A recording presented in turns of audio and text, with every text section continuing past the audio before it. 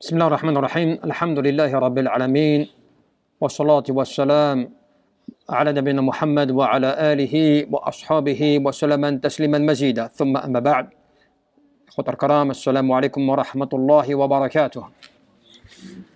Inch'Allah, nous allons aborder un sujet qui est basé en fait sur le moyen pour l'adorateur d'Allah subhanahu wa ta'ala d'atteindre la récompense, c'est-à-dire d'atteindre le bonheur dans ce bas monde et dans l'au-delà par le fait du pardon des péchés, le fait qu'il va se faire pardonner ses péchés et qu'il va profiter du temps qu'il a pour vivre.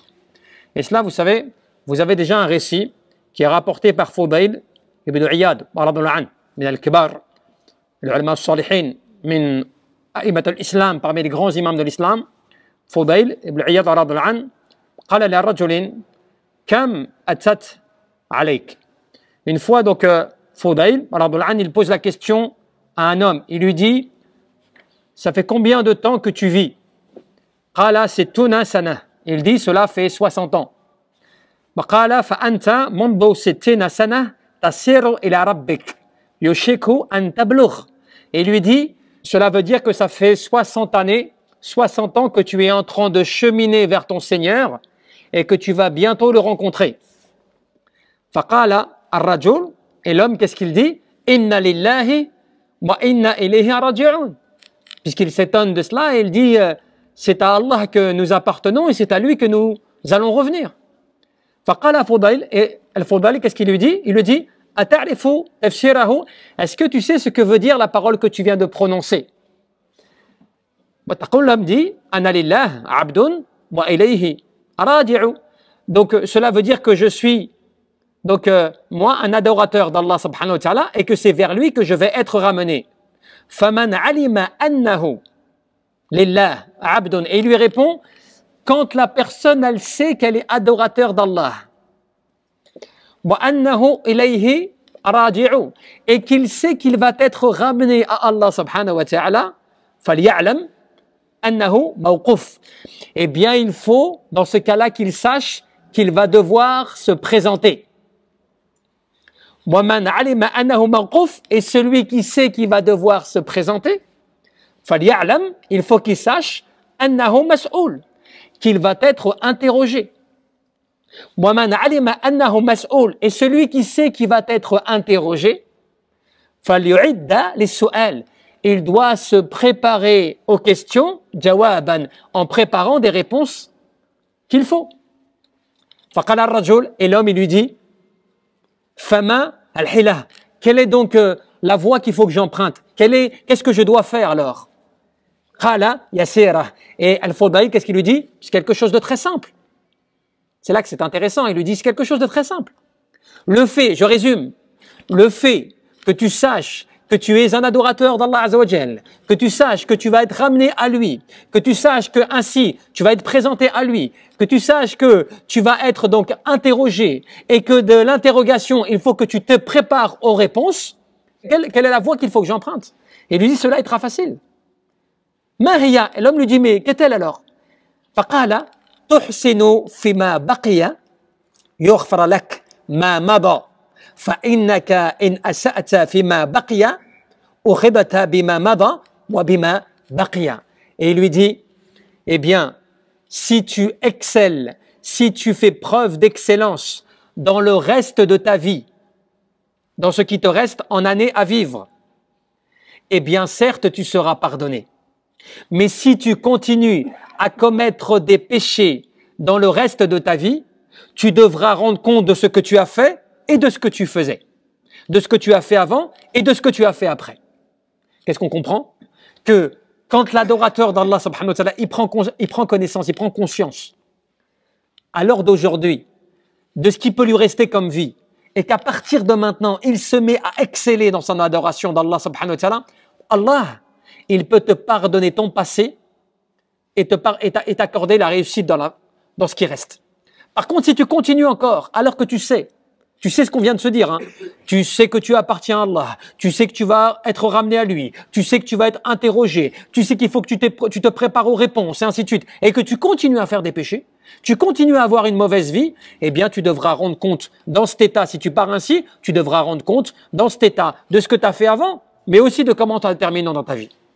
Et c'est comme cela alors que tu comprends quelque chose encore de meilleur.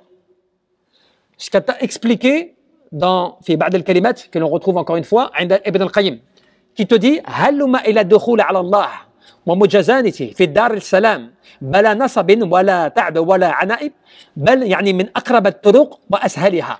Il te dit, je t'invite, Ibn al-Qayyim te dit ça, je t'invite à pouvoir entrer dans le pardon, la demeure d'Allah subhanahu wa ta'ala, dans la demeure de la paix, et cela, je t'invite alors que tu n'auras aucune difficulté, aucun problème à le réaliser, et que tu vas pouvoir faire cela de manière très simple. Regarde bien un peu cela. Tu vas atteindre Allah subhanahu wa ta'ala, tu vas atteindre la demeure de la paix, c'est-à-dire Al-Jannah, le paradis. Tu vas pouvoir donc accéder à la réussite sans que cela te cause de problème, sans que cela ne soit difficile pour toi. Forcément, cela est important. Et il te dit, pour cela, il faut que tu profites de deux moments que tu as. Deux moments. وهو في الحقيقة عمرك وهو وقت يعني حاضر بين ما مضى وما يستقبل. Il faut que tu profites du moment, de l'instant là dans lequel toi tu es maintenant et que tu prépares ce qui va arriver. Ce qui va dire فالذي مضى تصلح بالتوبة والندم والاستغفار وذلك شيء لا تعلب عليك فيه ولا نصب ولا معانة عمل عمل يعني شق. Il te dit le fait que tu te fasses pardonner ce qui s'est passé. Par le fait de maintenant, là maintenant, tu peux te faire pardonner ce qui s'est passé avant. Ce que tu as fait avant. De quelle manière? Tu te repens à Allah subhanahu wa ta'ala. Tu regrettes ce que tu as fait et tu multiplies les demandes de pardon. À partir de maintenant. Allah Jalla fi'ala, il va te pardonner ce que tu as fait avant. Et ensuite, il te dit, cela c'est facile. Pourquoi c'est facile? Innama huwa amalul qalb, parce que c'est une action du cœur. T'as pas besoin de porter des pierres. T'as pas besoin de résister comme je ne sais pas quoi en fait à des efforts physiques. T'as juste besoin d'avoir le cœur dans l'action. Tu comprends? Tu vois la ruse un petit peu de Shaitan qui laisse les êtres humains dans les péchés, dans la perdition. Plus que cela, Shaitan, il fait croire aux gens que finalement, tu vois, c'est pas si grave. T'es pas parfait, mais t'as vu? Voilà, c'est pas grave. Mais allez, compte sur la miséricorde d'Allah Azza wa Jal. Sans le pousser à se repentir. Ce que tu as fait avant, repens-toi, regrette, demande, multiplie les demandes de pardon, subhanahu wa ta'ala. Allège, parce que cela n'est pas difficile, c'est un acte du cœur. Ça ne nécessite pas que tu passes toute une nuit en veillée tous les soirs comme cela jusqu'à la fin de ta vie. Ça nécessite que ton cœur soit sincère et que tu agisses en conséquence. Et il te dit, moi, تمنع فيما يستقبل من الذنوب وامتناعك. Et il dit, et c'est le fait aussi que pour l'avenir, qu'est-ce que tu dois faire? Pour que tu puisses te faire pardonner. Tu regrettes ce que tu as fait, tu te repens, tu demandes pardon, d'accord? Tu agis. Et aussi pour l'avenir, qu'est-ce que tu dois faire? Tu ne dois pas reproduire de péché. Dans le sens où tu ne dois pas continuer tes péchés. Tu ne dois pas persister dans les péchés. ليس هو عمل بجوارح يشق عليك معناته وإنما هو عزم ونية جزامة يعني تريح بدنك وقلبك وسرك. Et il te dit, cela, ça nécessite pas des efforts importants de ta part. T'as pas besoin d'être physiquement dans l'action. Il te dit, tu as simplement besoin que tu aies une bonne intention, que ton cœur soit dans l'action et que tu agisses en conséquence, en étant sincère.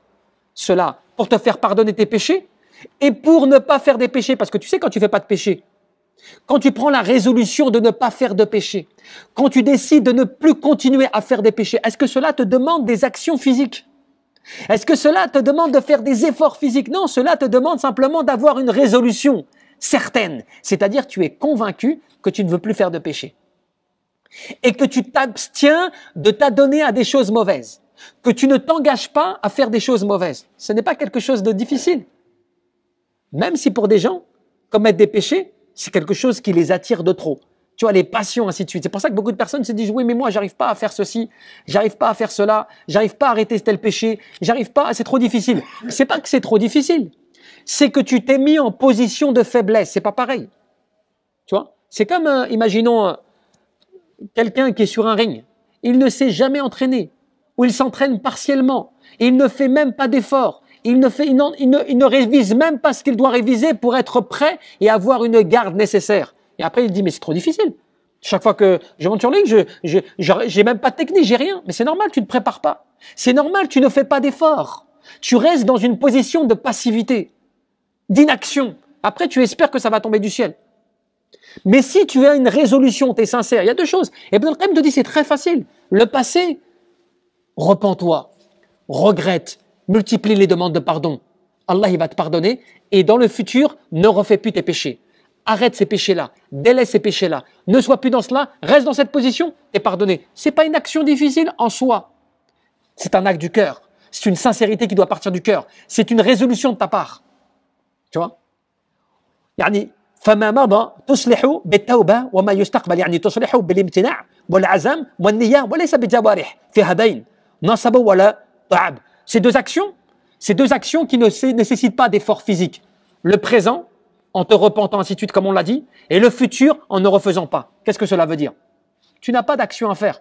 Ça part de quoi? Ça part du cœur. Ça part de quoi? Ça part d'une résolution, d'une décision de ta part. Quand la personne, tu vois, elle ne veut pas faire de péché, qu'est-ce qu'elle fait? Elle évite les situations qui peuvent l'amener à commettre des péchés. Tu vois? Tu connais des personnes qui sont mauvaises, qui t'emmènent à faire des péchés, des personnes qui sont mauvaises. Eh bien, tu fais en sorte de ne pas les fréquenter. Tu fais en sorte de ne pas les côtoyer. C'est pas un effort physique en soi, c'est une résolution, c'est une décision de ta part, que tu prends tes distances. Quand tu ne veux pas tomber dans le haram comme cela, quel que soit le péché en lui-même, ce que tu dois faire, c'est une résolution et t'en éloigner. Ce n'est pas un acte, entre guillemets, physique, c'est-à-dire un support, un effort physique, comme on te demande, par exemple, de monter une montagne. N'est-ce pas? Qu'on te demande d'escalader une montagne, qu'on te demande de porter un sac de cailloux, je ne sais combien de kilomètres. Ce n'est pas des choses comme cela, tu vois? Et il te dit quoi, Ibn al-Qayyim? Et il te dit, parce qu'on ne peut pas, c'est un texte qui est un petit peu long, et il te dit, ainsi, la personne qui agit comme cela, la personne qui prend la décision, en mettant t'as deux périodes, comme on l'expliquait au début par rapport au Athar d'Al-Fawdaïl, la personne qui décide à ces deux moments, t'as deux moments qui sont à chaque être humain. Chaque être humain, il est exposé à deux moments, à deux temps. Le temps présent et le temps à venir. Le temps présent, c'est que tu dois mettre en action maintenant ton repentir, at-tawbah, wal-istighfar, wan-nadam, tout cela par rapport à tes péchés commis, pour qu'Allah il te pardonne. Et ensuite, c'est quoi? Yani, tu dois la résolution de ne pas reproduire ces péchés, de ne pas retomber dans ces péchés, la résolution de ne pas commettre ces choses-là. Alors des personnes vont me dire, oui, mais des fois, moi, je suis convaincu, je veux pas faire de péché. Moi, je suis convaincu, j'ai pas envie de faire cela, mais je retombe dedans. J'évite un péché et puis je retombe dedans. Et je me repens, je remets cela en action, mais je retombe dedans. Eh bien, il y a une règle, une qaïda qu'il ne faut pas que tu oublies. Tant que tu es sincère, que tu prends la résolution de ne pas reproduire ce péché et que tu fais ce que tu as à faire pour éviter le péché, si tu retombes dans ce péché et que tu demandes pardon, Allah il te l'efface. Même si tu le fais 100 fois. Allah subhanahu wa ta'ala te pardonnera tout le temps. Allah il te n'excusera tout le temps. Tant que tu es sincère et que tu reviens à ton péché, que tu te repens. Simplement, c'est quoi le truc? Il ne faut pas que tu sois dans la négligence. Il ne faut pas que tu dis oui, je ne veux pas faire le péché, mais en même temps, tu es proche du péché. Tu fréquentes le péché. Tu côtoies le péché. Tu vois, tu es à la limite du péché. Et toi-même, tu ne prends pas de résolution. Tu restes comme cela. C'est normal qu'à un moment, tu tombes. Tu vois, c'est comme la personne qui, tous les jours, elle s'assoit, je sais pas moi, autour d'une table sur laquelle il y a des choses qu'elle ne doit pas consommer, qu'elle ne doit pas manger. Tous les jours, elle est assise comme cela. Le jour où elle va être faible, le jour où elle aura peut-être une faim particulière, le jour où elle va se retrouver dans une situation compliquée, eh bien, elle va être tentée à un moment ou à un autre, eh bien, de toucher à cela. Parce qu'elle ne peut pas faire autrement. À un moment, tu es tellement exposé que tu vois plus le péché. Donc, tu es obligé de prendre des résolutions. Tant que tu agis, bil ikhlas, wan niyah, avec shurut, ces conditions de demande de pardon, de regret, de multiplication de demandes de pardon, tu t'éloignes des péchés et tu évites cela, mais que tu retombes dedans involontairement, Allah te les pardonne. Tant que tu agis en conséquence avec sincérité. Par contre, si tu es dans la négligence, tu vois, on te dit attention, fais pas ceci, attention, fais pas cela, ou toi tu sais que tu dois pas faire haram hagda, tu dois pas eh bien toi tu te laisses aller, mais allez, non, c'est pas grave, je fais comme je peux. Tu vois, ça dépend de la situation. Toi, t'es pas convaincu. Toi, t'es pas multazim, t'es pas vraiment dans un engagement sincère. Si tu tombes dans le péché comme cela, c'est normal, c'est toi qui l'as cherché. Puisqu'Allah Jalla fi'ala, qu'est-ce qu'il dit? La taqrabu, yani, wala taqrabu zina. Ne t'approche pas de la fornication comme cela. Qu'est-ce que cela veut dire? Est-ce que cela veut dire ne le fais pas tout court? Non. Cela veut dire ne t'approche pas des voies qui peuvent t'amener à cela. Tu vois? Ne t'approche pas des situations qui peuvent t'amener à commettre le péché. C'est pour ça qu'on te dit que les ulama disent quoi? Les ulama al-fuqaha. Ils te disent, la règle c'est quoi? Ma ada ila al-haram fa innahu la yajuz muharram. Toute chose qui peut t'amener au haram devient lui-même haram. Il y a une chose, par exemple, des fois à la base, elle est permise. Mais cette chose-là, si tu la fais particulièrement, elle peut t'amener à une chose haram. Eh bien, normalement, tu dois t'interdire cette chose-là. Pourquoi? Parce qu'il y a un risque que tu vas tomber dans le haram à cause de cela. Mais si toi, t'es non, c'est pas grave, t'inquiète, je contrôle. Tu vois? T'inquiète, je contrôle, je maîtrise et tout. Non, mais je sais, alhamdoulilah, mais je fais comme je peux. C'est normal qu'à un moment, quand tu tombes dans le péché, tu peux pas dire, ouais, j'ai pas fait exprès. Ah, c'est un péché, je peux pas arrêter. Tu vois? Celui, par exemple, je sais pas, moi, il y a quelque chose d'illicite. Tous les jours, il est exposé à cela. Il fait pas d'effort. Il fait pas d'effort pour s'en éloigner. Il fait pas d'effort pour se l'interdire. Après, quand il tombe dedans, il dit, oui, mais t'as vu, je peux pas, c'est difficile, t'as vu, Donia, c'est compliqué. C'est normal, t'es exposé tous les jours à cela. Tous les jours, t'es exposé à ce péché-là. Tu fais pas d'effort pour t'en éloigner. À un moment ou à un autre, tu faiblis, tu tombes dedans. Donc, celui qui prend la résolution, bil ikhlas, sincérité, il regrette ce qu'il a fait dans le passé. Il agit bit-tawba wal istighfar, wal nadam, il regrette, il met des résolutions en place pour éviter cela. Et puis, il agit en conséquence pour le bien. Allah Jalla fi'ala lui pardonne le passé et il lui pardonne, inchallah, les péchés qu'il a fait et il le guide. وَمَنْ يُؤْمِنْ بِاللَّهِ يَهْدِي قَلْبَهُ. Celui qui croit en Allah Azza wa Jal, Allah, il lui guide son cœur. C'est comme cela qu'Allah Jalla fi'ala, il te renforce. Combien de personnes, kathir min an-nas, ils commettaient des péchés graves. Et du jour au lendemain, avec résolution, ikhlas, avec sincérité, conviction, ils ont pris des décisions et ils sont devenus d'une force que eux-mêmes n'auraient pas imaginé par rapport à cela. Ils ont arrêté des choses que eux-mêmes ils n'auraient jamais imaginé pouvoir arrêter. Tout cela pourquoi? Parce qu'ils étaient convaincus et ils ont fait l'effort pour et Allah Jalla fi'ala les a assistés. Mais si tu restes dans la passivité, tu fréquentes les limites rouges, et tout le temps, tu vois, t'as vu comme la propriété, tu vois, privée. Il y a des limites à pas dépasser. Il y a un territoire à ne pas dépasser. Tous les jours, tu es sur la limite, toi. Tous les jours, tu es sur la frontière de l'interdit. Tous les jours, tu vois, tu es sur la barrière qu'il ne faut pas passer. Tu la fréquentes, tu la côtoies. Tu la frôles, cette limite, cette barrière. Comment veux-tu qu'à un moment ou à un autre, tu vas pas la toucher, tu vas pas la traverser? Tu es tout le temps exposé à cela. Par contre, si tu prends tes distances, que tu essaies de faire en sorte à chaque fois d'en être éloigné, tu tomberas pas dedans. Tu sais pourquoi? Parce que tu vas devenir de plus en plus muttaqi, pieux par rapport à cela. Et mieux que cela, tu vas même des fois t'interdire des choses qui sont peut-être mubah, qui sont acceptées, qui sont permises. Mais tu vas peut-être te les interdire. Tu sais pourquoi? Parce que tu auras peur d'être peut-être touché par cela. Et là, tu comprends les hadiths. Celui qui tombe dans les ambiguïtés, il tombe dans le haram. Tu vois? C'est que tu vas même jusqu'au point de t'interdire une chose peut-être permise, de peur de tomber dans quoi? Dans le haram. Et là, quel degré tu atteins? Al-wara', la crainte scrupuleuse. Tu sais quoi la crainte scrupuleuse? C'est pas juste tu t'interdis ce qui est haram. La crainte scrupuleuse, tu t'interdis même les doutes, les ambiguïtés.